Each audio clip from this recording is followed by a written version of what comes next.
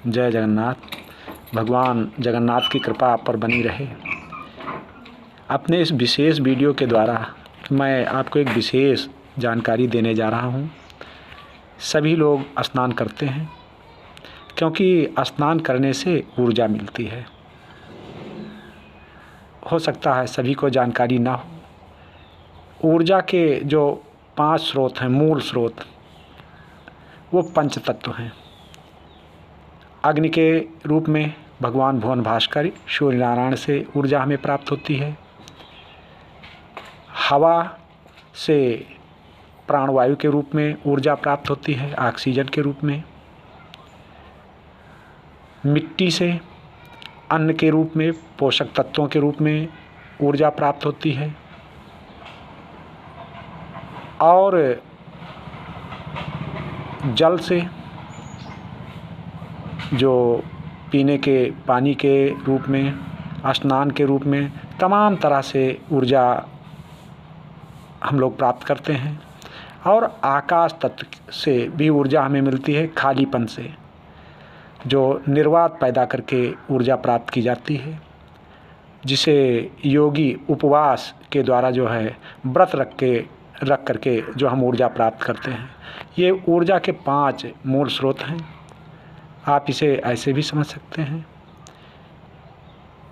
आप बहुत ज़्यादा थके हों, थकान लगी हो, स्नान कर लें, तुरंत आपको रिलैक्स मिल जाता, आराम मिल जाता है, लगता है कि थकान पूरी गायब।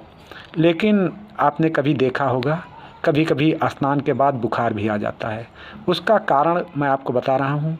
जो स्नान का हमारे विद्वानों ने समय निर्धारित किया है, यदि उस समय के बाद स्नान किया जाता है तो तात्कालिक ऊर्जा तो आपको मिल जाती है, लेकिन उसका दुष्प्रभाव होता है जो हमें बुखार के रूप में देखने को मिलता है। इसलिए असमय स्नान कभी भी नहीं करना चाहिए। स्नान का सबसे शुद्ध समय ब्रह्म मुहूर्त में 4 बजे और सूर्योदय से 2 घंटे बाद तक। अमूमन आप ये मान लें कि यदि हम ब्रह्म मुहूर्त 4 बजे से लेकर के 8 बजे तक स्नान करते हैं तो ये स्नान आपके लिए कल्याणकारी है, आपको ऊर्जा देने वाला है। लेकिन यदि 8 बजे के बाद स्नान करते हैं तो वो जो है आपके लिए कल्याणकारी नहीं होगा। दूसरी चीज़, जो दोपहर में स्नान किया जाता है, दोपहर में ठीक मध्याह्न में स्नान की पूरी तरीके से जो है शास्त्रों में मनाही की गई है, क्योंकि उस स्नान को मदिरा स्नान की संज्ञा दी गई है, शराब का स्नान। तो इसलिए दोपहर में तो बिल्कुल स्नान नहीं करना चाहिए। स्नान के कई भेद बताए गए हैं। जो ब्रह्म मुहूर्त में अर्थात 4 बजे से लेकर के 5 बजे तक स्नान किया जाता है, उसे गंगा जल से स्नान की संज्ञा विद्वानों ने दी है।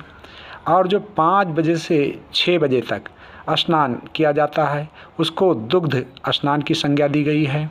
और जो 6 बजे से लेकर के 8 बजे तक उसे हम मान सकते हैं, उसे जल स्नान की जो है संज्ञा दी गई है।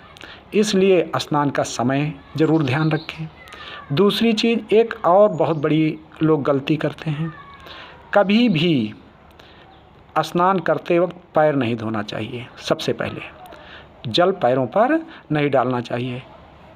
सब लोग ज़रा गौर करें, ध्यान से देखें। ज़्यादातर लोग स्नान करते वक्त सबसे पहले पैरों को धुलते हैं। ये गलत है। इससे होता क्या कि जो पैरों की गर्मी होती है वो आपके सिर पर चढ़ जाती है। स्नान का यही विधान कि सबसे पहले जल आप सिर पर डालें। यही कारण है माथे में जल लगाएं। तो जो आपके मस्तक की गर्मी है वो पैरों के द्वारा शरीर के नीचे उतर जाएगी, और यदि मस्तक पर गर्मी चढ़ जाती है तो आपके लिए हानिकारक होगी। यही कारण है कि जब कहीं तीर्थ पर कोई भी व्यक्ति जाता है तो सबसे पहले जल अपने माथे में लगा लेता है। माथे पर जल लगाने से होता क्या है कि आपका मस्तक ठंडक महसूस करता है, वो गर्मी जो है का संतुलन बना रहता है।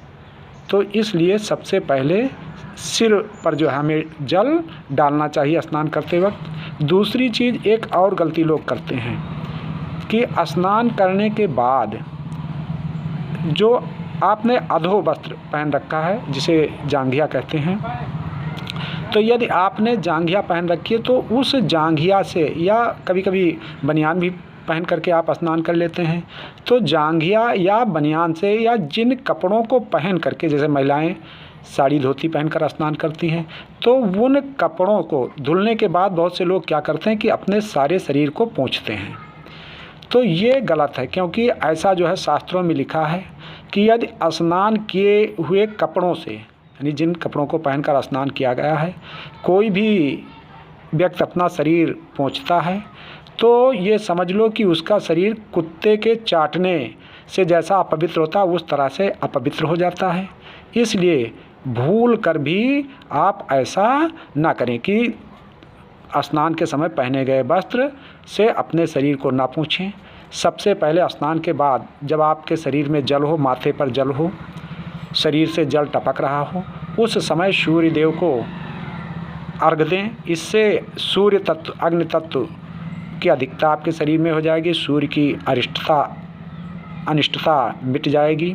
और उसके बाद सूखे तौलिए से या किसी सूखे कपड़े से अपने शरीर को पोंछें। यदि आप इसका ध्यान रखते हैं तो निश्चित रूप से आप शरीर में एक अलग ऊर्जा जो है महसूस करेंगे। जय जगन्नाथ।